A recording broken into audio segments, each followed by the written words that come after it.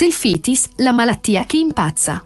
Potrebbe sembrare un dativo o un ablativo latino, ma il termine selfitis è un neologismo inglese derivato da un'altra parola che negli ultimi anni è diventata molto famosa: selfie.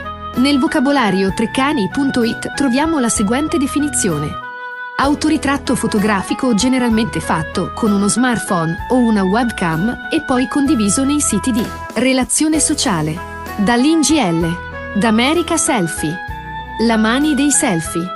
Sin da quando quest'usanza è diventata una moda, si è vociferato che chi faceva uso del selfie, in realtà, aveva tendenze pericolose, addirittura omicide.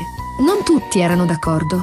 Nel 2014 l'American Psychiatric Association (APA) realizzò inconcludenti ricerche, ma potrebbe non averle neanche fatte, perché la notizia fu considerata una bufala. Ma a quanto pare coniò il termine selfitis per indicare che chi esagera con i selfie soffre di un disordine mentale. Qualcuno aveva addirittura ipotizzato che l'uso del selfie fosse stato inventato da alcuni serial killer. La ricerca si è trasferita dall'America all'India e al Regno Unito, offrendo dei risultati concreti, pubblicati nell'International Journal of Mental Health. Il ricercatore indiano Janarthanam Balakrishnan e il ricercatore inglese Mark D. Griffiths hanno stabilito la scala per riconoscere il livello di ossessione SBS. In questo modo hanno dimostrato ciò che era chiaro a tutti. Non tutti coloro che fanno i selfie soffrono di disordini mentali e, nel caso in cui ne soffrissero, non sarebbero tutti quanti allo stesso livello. Uso ossessivo.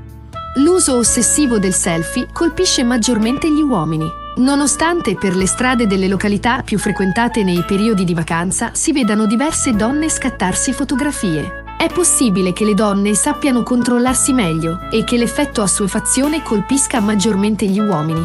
Lo stesso si diceva all'inizio del fumo, per poi scoprire che un elevato numero di donne ne è assuefatto.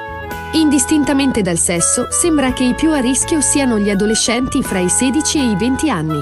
Per rendere un'idea del fenomeno, in media, i ragazzi scattano una media di almeno 8 selfie giornalieri, condividendone almeno 3 nei social network. Secondo il traduttore di Google, la parola selfitis significa sia autoscatto e sia autolesionista o autolesionismo. Si legge in un articolo del New York Post dedicato all'argomento. Chi soffre di autolesionismo, selfitis, cerca generalmente di aumentare la propria autostima, cercare attenzione, migliorare il proprio umore, creare ricordi, conformarsi al proprio gruppo sociale ed essere socialmente competitivi. La scala, che va da 1 a 100, è basata su una ricerca compiuta su un gruppo di 200 indiani, perché l'India ha il più alto numero di iscritti a Facebook e anche il più alto numero di morti per aver tentato di fare un selfie in un luogo pericoloso. Il dottore Janarthanam Balakrishnan ha dichiarato: in genere, coloro che ne soffrono di mancanza di fiducia in se stessi e cercano di adattarsi a coloro da cui sono circondati e possono mostrare sintomi simili ad altri comportamenti potenzialmente coinvolgenti. Ora sembra che l'esistenza della condizione sia stata confermata. Si spera che ulteriori ricerche saranno condotte per capire di più su come e perché le persone sviluppano questo comportamento potenzialmente ossessivo e cosa si può fare per aiutare le persone che sono maggiormente colpite. Ecco come puoi scoprire se soffri di selfitis. Rispondi alle seguenti 10 domande su una scala da 1 a 5, dove 5 indica che sei fortemente d'accordo e 1 che sei fortemente in disaccordo. Alla fine aggiungi tutti i tuoi punteggi. Più alto è il tuo punteggio, fino a 200, maggiore è la probabilità che tu soffra di selfitis. Fare autoscatti mi dà la sensazione di poter apprezzare al meglio il mio ambiente. Condividere i miei selfie crea una sana competizione con i miei amici e colleghi. Condivido i miei selfie sui social media per ottenere popolarità. Sono in grado di ridurre il mio livello di stress facendo selfie. Sono fiducioso quando faccio un selfie. Ricevo più consenso tra i miei compagni quando faccio e condivido selfie sui social media. Sono in grado di esprimermi di più nel mio ambiente attraverso i selfie. Provare diverse pose selfie aiuta ad aumentare il mio status sociale. Mi sento più popolare quando pubblico i miei selfie sui social media.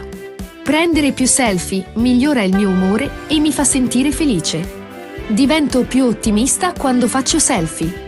Divento un membro forte del mio gruppo grazie ai post sui selfie. Fare autoscatti fornisce ricordi migliori. Pubblico frequenti selfie per ottenere più mi piace e commenti sui social media. Pubblicando i selfie mi aspetto che i miei amici mi apprezzino.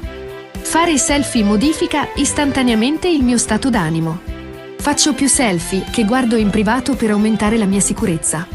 Quando non faccio selfie mi sento distaccato dal mio gruppo. Considero i selfie come trofei da ricordare in futuri. Uso gli strumenti di fotoritocco per migliorare il mio selfie in modo da sembrare migliore di altri.